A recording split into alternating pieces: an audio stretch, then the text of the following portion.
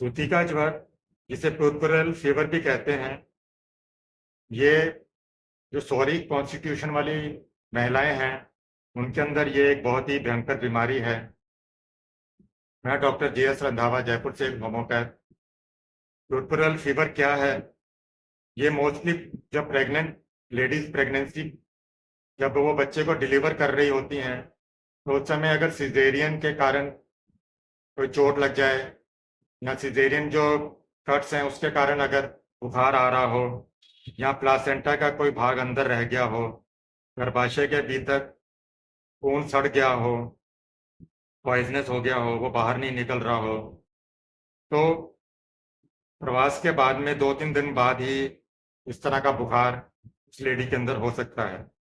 और कभी कभी ये 6 से 7 दिनों तक भी ये बुखार रह सकता है। जो प्रवास के बाद में प्रसूता को जो सूती का ज्वर होता है, उसके अंदर भी एक मिल्क फीवर भी हो सकता है, जिसे दुग्ध ज्वर भी कहते हैं।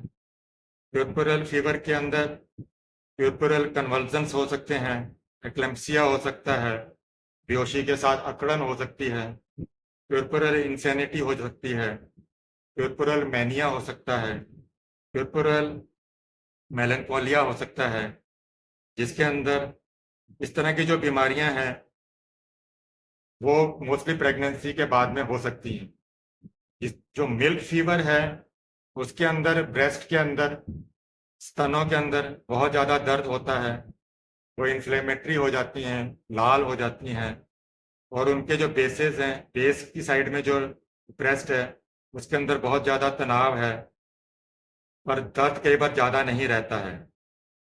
जो लोकिया है उसके अंदर जो उसका डिस्चार्ज है वो बंद नहीं होता है।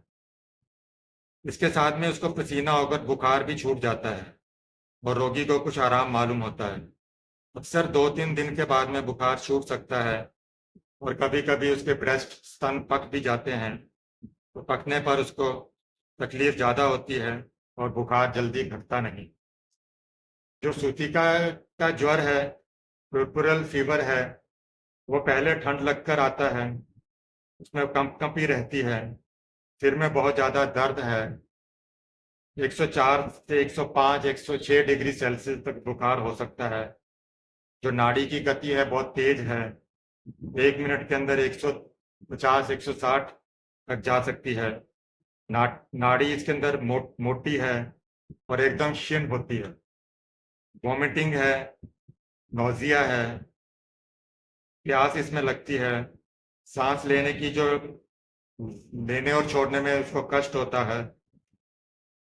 तल पेट या पेट के जो लोअर पार्ट हैं उसके अंदर, और रोगी पैर सिकुड़ कर पड़ा रहता है। स्तनों के अंदर जो दूध है वो नहीं रहता, दूध होता भी है तो ब्रेस्ट के अंदर बहुत ज़्यादा दर्द होती है, स्तन फूले हुए रहते हैं, जीभ के अंदर, दांत के अंदर, होंठों के अंदर मैल जम जाता है, सोर्स हो जाते हैं, सांस में बदबू आती है, रोगी एकाएक ही बेहोश हो सकता है, चेहरा उसका बदरंग हो सकता है, मुंह चमकीला दिखाई देता है, आंखें हैं वो बड़ी दिखाई देती हैं, छलछलाई हुई दिखाई देती हैं। जल्दी ये जो विकार जो लक्षण है अगर वो ज़्यादा हो जाए तो कन्वल्जन मैनिया के अंदर वो बकता है, पेट फूल जाता है, जीभ सूख जाती है, फटी हुई हो जाती है, कभी कभी उसके जरायु के जगह पर बहुत ज़्यादा, मतलब यूट्रस के अंदर बहुत ज़्यादा दर्द होता है। संतान की तरफ से उसका जरा भी मनोयोग नहीं देती, क्योंकि उसको अपनी ही प्रॉब्लम रहती है। अगर संतान के विषय में कुछ कहना चाहे, कहा जाए तो वो चिढ़ जाती है, बहुत ज़्यादा इरिटेट हो जाती है।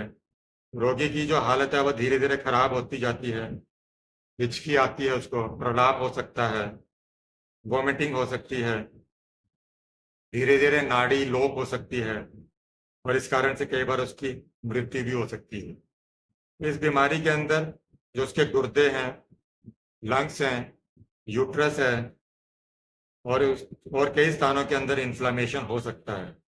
शरीर पर जगह जगह फोड़े निकल सकते हैं, और उसके फटने पर उसे कुछ आराम भी हो सकता है। खून पॉइजनस हो सकता है।